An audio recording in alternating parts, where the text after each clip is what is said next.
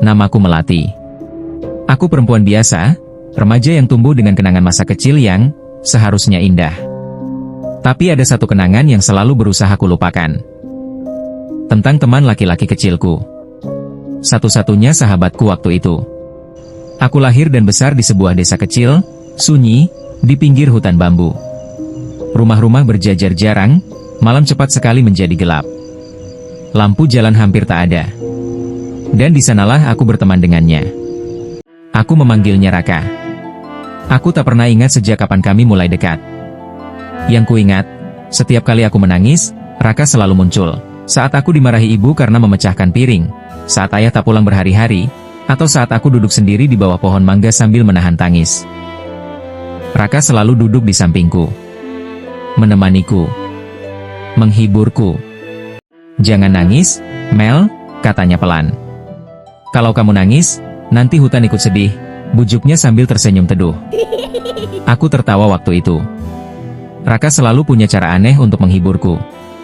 Kami bermain setiap sore. Petak umpet, layangan, menangkap capung di sawah. Tapi yang paling kuingat, adalah setiap malam, mengaji di musola kecil di ujung desa. Untuk ke sana, aku harus melewati hutan bambu. Dan jembatan bambu yang di bawahnya sungai yang mengalir. Selepas maghrib, hutan itu berubah. Angin berbunyi seperti bisikan. Bambu saling bergesek, seolah ada yang berjalan di antara mereka. Aku selalu takut. Tapi Raka selalu menggenggam tanganku.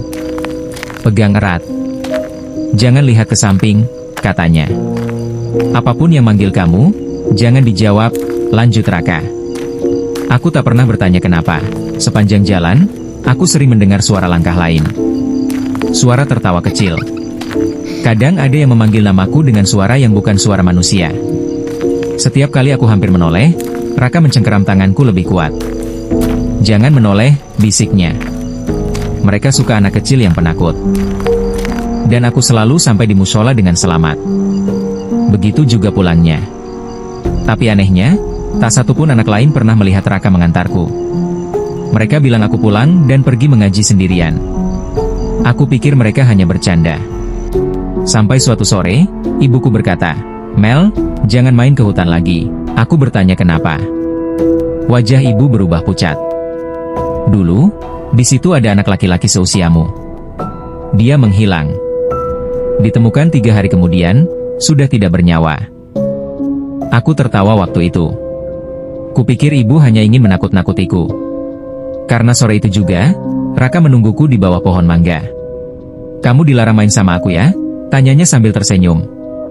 Aku terkejut. "Dari mana kamu tahu?" tanyaku ke Raka. Raka menunduk sedih. Orang dewasa selalu begitu. Mereka tidak suka anak kecil berteman dengan yang sudah lama di sini. Aku tak mengerti maksudnya, tapi aku tak bertanya. Beberapa bulan kemudian, ayah memutuskan kami pindah ke kota. Hari terakhirku di desa, aku mencari Raka kemana-mana. Ke sawah, ke hutan bambu, ke pohon mangga. Tapi Raka tak ada di sana. Dan akhirnya aku menemukannya. Berdiri di tepi hutan saat matahari hampir tenggelam. "Aku tidak ikut kamu," katanya sebelum aku bicara. "Aku memang tidak pernah pergi kemana-mana," lanjutnya dengan wajah sedih. Aku menangis.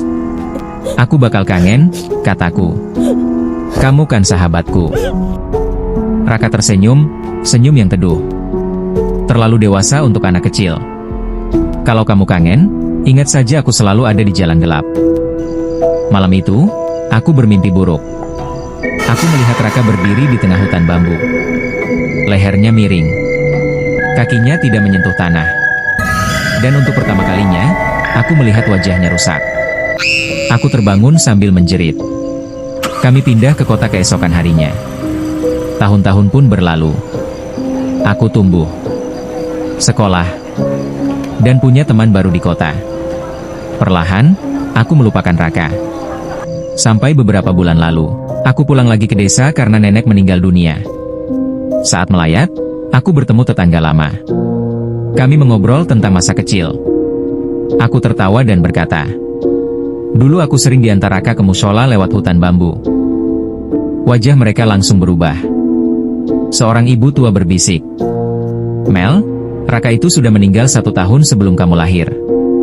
Saat itu usianya 8 tahun, waktu dia ditemukan meninggal. Dunia seolah berhenti. Aku sedikit takut tapi aku menyangkal.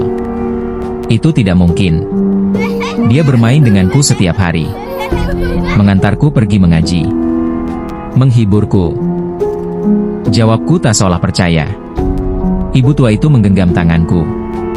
Nak, sejak Raka meninggal, memang selalu ada satu anak yang sering terlihat menemani anak-anak yang kesepian. Tapi setiap anak yang ditemani, mereka selalu sakit lama, atau pindah, atau lupa. Lanjut ibu tua itu. Aku pulang ke rumah nenek dengan tubuh gemetar. Malamnya, listrik di desa padam. Dalam gelap, aku mendengar suara bambu bergesek. Dan suara yang sangat kukenal, Mel, suara itu memanggil namaku. Aku membeku. Katanya, kalau kangen, ingat aku selalu ada di jalan gelap. Perlahan, aku merasakan tangan kecil menggenggam tanganku. Dingin. Sangat dingin. Aku sadar satu hal yang membuatku hampir gila. Sejak kecil, aku memang sering sedih. Dan Raka, selalu muncul setiap kali aku sendirian. Mungkin, dia tidak pernah melindungiku dari hutan. Tapi, dia hanya memastikan aku tidak sendirian di sana. Dan sampai sekarang, kalau aku berjalan sendirian di tempat gelap, aku masih mendengar langkah kecil di belakangku. Menemaniku. Seperti dulu. Raka, maafkan aku, kita tidak bisa berteman lagi. Karena, dunia kita berbeda.